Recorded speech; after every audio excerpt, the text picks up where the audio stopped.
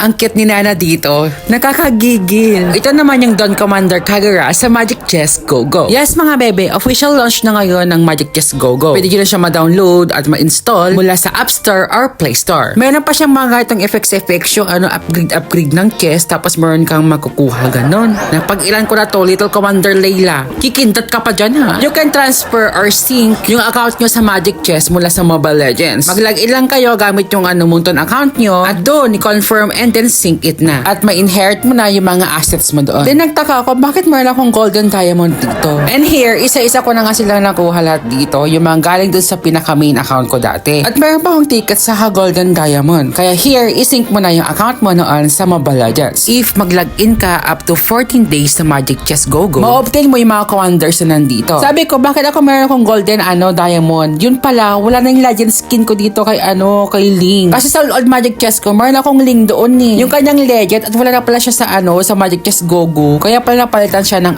ng golden na yun. Sayang naman. At si Remy ay upgrade na kay Lancelot. Mag-companion na sila. Same with Kagura. Nakalimutan ko na pangalan nito dati. At ang maganda sa main interface ng Magic Chess Go-Go, pwede bang palitan yung model hero mo dito. Even yung kanyang balat, pwede mo siyang palitan. So official launch ng Magic Chess Go-Go, marami naghihintay ng mga surpresa sa'yo. So ngayon, mag-react tayo sa mga little commanders sa Magic Chess Go-Go. Unahin natin si Kagura. Uy, besh, ang cute niya dito. Para siyang masikip na masikip dito. At ito naman yung kanyang tapping animation. Yan, itap-tap mo lang yan. Meron pa siyang additional animation. Next, kay Bonanak tayo. Okay. Yung padaying eyes niya talaga eh. Pero ang bilis ng kanyang animation. Kapag tinap mo siya, lalayo siya. Then kapag tinap mo ulit, lalapit ulit siya ganon. Ito kay Moscow. Di ko alam kung bakit ako natatawa kay Moscow. Ang lungkot niya dito. Nasa Magic Chess na si Sadness. Para di binigyan ng pagkain ng mga kalaro niyang bata.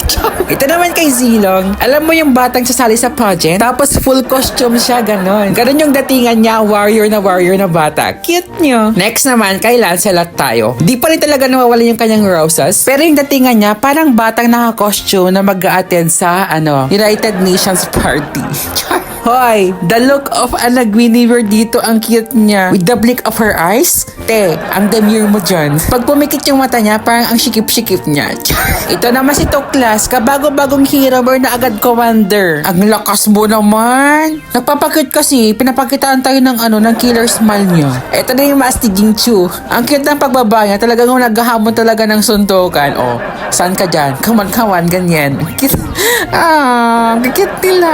Kay Takoyaki naman tayo. Pero feeling ko parang mas maganda yung kanyang animation noon sa dati. Pero ang cute ng kanyang tapping interaction. Tumatambling talaga siya. Diba? Ang cute mo, no? Para siyang doll ni Angela. Speaking of Angela, ito yung kanyang itsura. Alam mo yung batang iniwan ng nanay na magbabatay muna sa kanyang bunsong kapatid.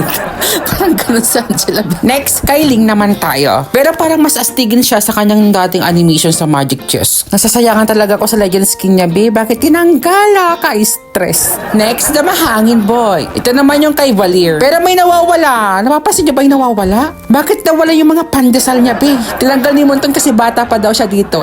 Next naman, doon tayo kay Fanny. Kitang-kita po rin talaga yung kanyang pagiging astigin kahit siya, little commander siya. So, nasubukan niyo na ba sila sa Magic Chess Go-Go?